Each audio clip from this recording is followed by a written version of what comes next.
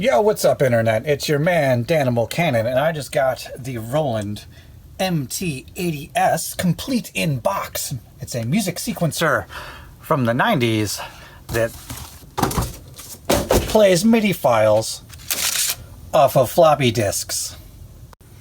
So, I saw one of these in a video online probably about a year or two ago, and I thought it was the coolest thing because I am a giant nerd. And since it came new in the box, it also came with the demo disc, which was official Roland MIDIs. So let's see how that sounds. Yeah. And we're going to bring this up to track 4 because that track seems like it rocks.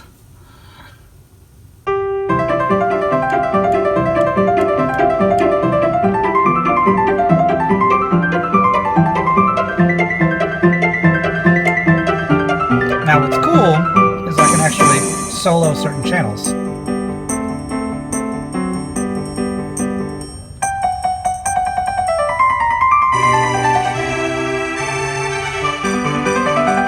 Pretty cool. Or I could set markers and repeat a section.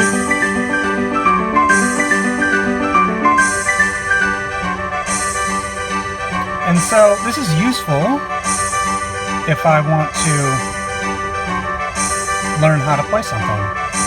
So I can adjust the tempo or the tuning.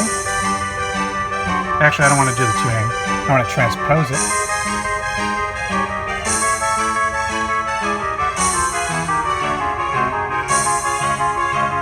So yeah, you can do all sorts of dumb stuff with this. But the real fun is when I put my own MIDIs on disc.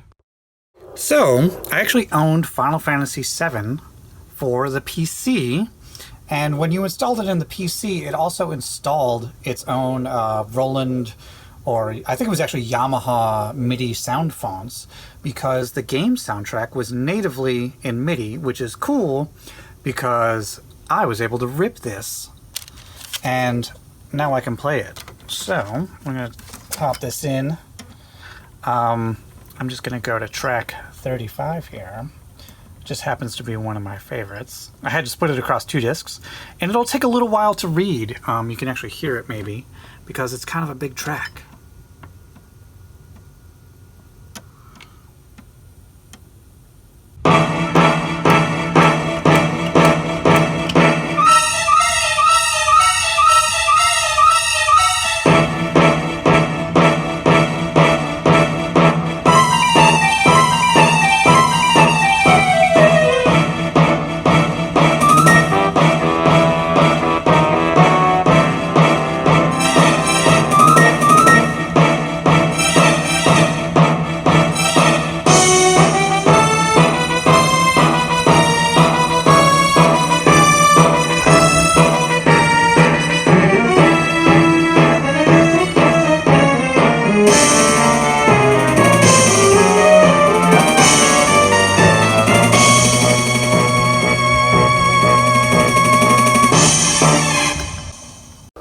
Anyways, split across 2 discs because it was too big.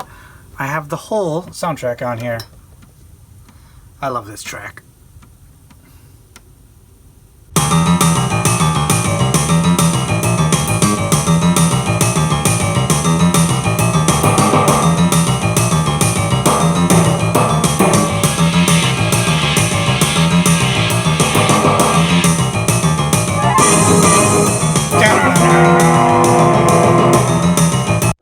So I was thinking about other game soundtracks that I like, and Dragon Quest IV came to mind. It's one of my favorite ever, and on the DS version they have these expanded versions from the NES soundtrack, so they're actually like more complex with additional verses and voices and stuff like that. And I found a tool online that allows you to extract MIDI files from DS games, and so I did that, and turned out pretty good, but unfortunately all the percussion is gunshots.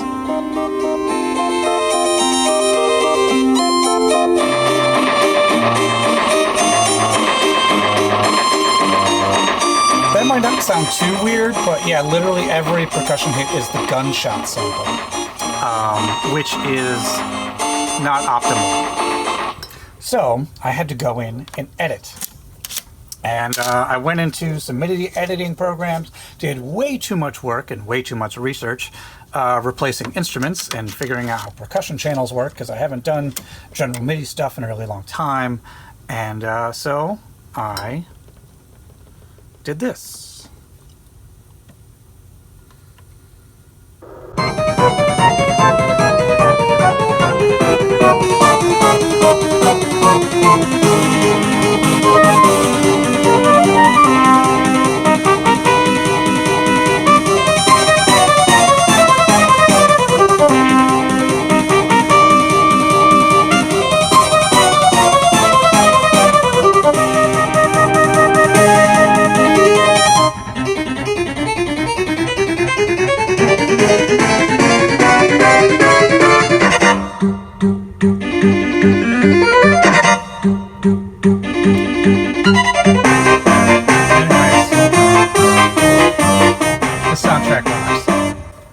One of my favorites of all time. So on the back of this thing, there's actually a bunch of random stuff. There's a MIDI in, so you can actually use this essentially as a synthesizer. If you have a programmable keyboard, you can play general MIDI patches. And my friend Julian, who also bought one because he's as big a nerd as I am, actually went and did that.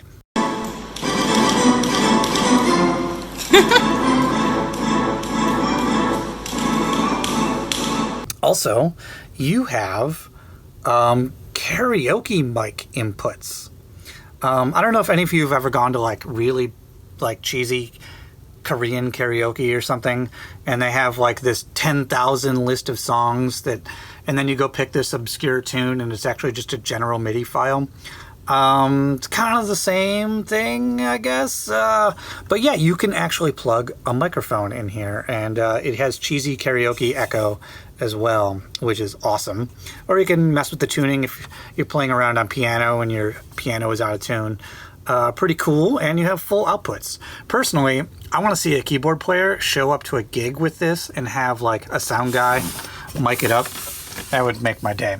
Also, the speaker is shockingly good and like kind of loud. It's a little surprising to me how good it sounds. There's a little bit of low end for only like a 5-inch speaker.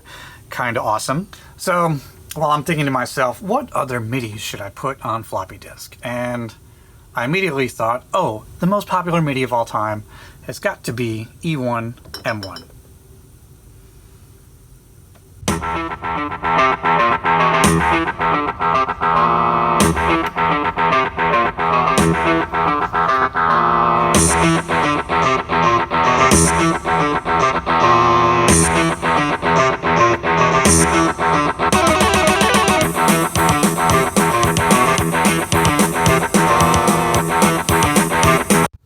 So I started to think about the Doom soundtrack.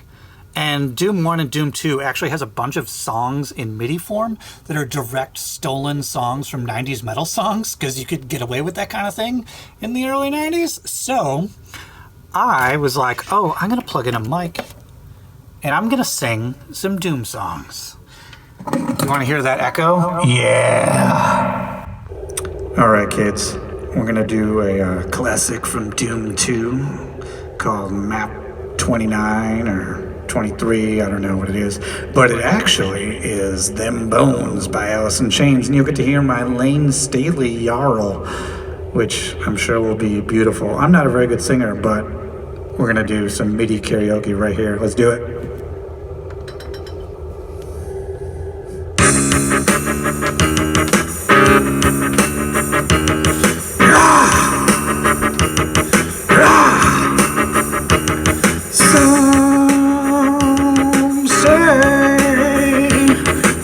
Born to the grave.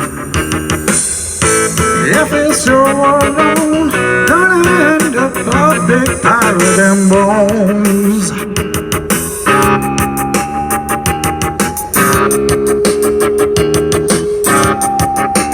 So thank you for indulging me in my Lane Staley impression, I'm going to show you guys one more thing before we go. I actually made a MIDI of one of my own songs, a track I made with Zeph called Chronos. Some of you might know it from Parallel Processing, the album, and some of you might know it from Just Shapes and Beats, but I made it for this thing that ended up not happening, and this guy named Adam Gets Awesome made this tool online that could take an LSDJ song file from Game Boys and turn them into MIDIs, but it was missing all the envelope and pitch data and all sorts of other things. So this took me like 12 hours to clean up the data on, but this is Chronos. It's a lot to read.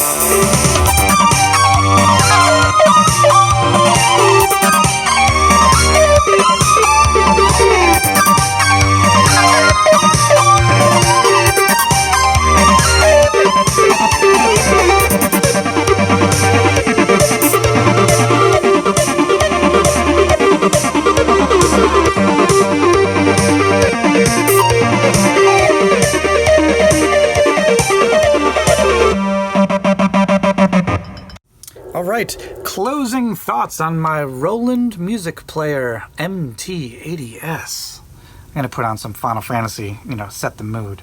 Because Uematsu, he's the GOAT, undisputed champion. Except for maybe Koichi Sugiyama, but that dude is a jerk, so never mind. Uematsu all the way. Anyways, as you can tell, I'm a MIDI nerd, but I actually have some friends that are bigger MIDI nerds than I am. I actually have 3 friends that are composers in the film, TV, and video game industry that actually cut their teeth in the 2000s orchestrating general MIDI files. Whether it was original songs or whether they were, doing covers of other songs. Your GeoCities site that had a Michael Jackson playing in the background, that MIDI had to come from somewhere. And so there's a whole scene of cool people who could tell you that, oh yeah, synth bass 2, that's patch 39, and know it off the top of their head. I don't know if that's right, but there's people who can do that, and I think that's cool. For me, this sound is, very nostalgic. It reminds me of playing Commander Keen in my Windows 95 machine back when I was 10 or 12 years old. And, that stuff's powerful. And doing all this stuff, figuring out all the MIDI arcane protocol that makes it so that these MIDIs could have the right instrument sets they could play on this player, and that was a fun process. I mean, it was frustrating, but I learned a lot, and the whole process of listening to music is part of it too. Just like listening to a vinyl record and putting the needle on the turntable. It can be part of it. It's not just a passive process. Sometimes music can be an active process.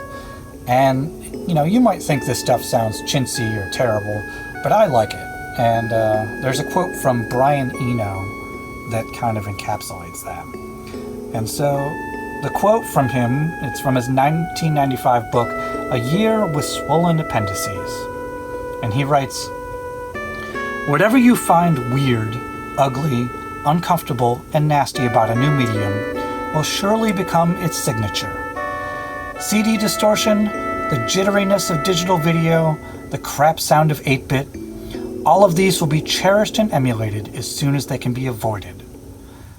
The sound of failure is the excitement of witnessing events too momentous for the medium assigned to record them." I think you nailed it, Mr. Eno. I miss you guys.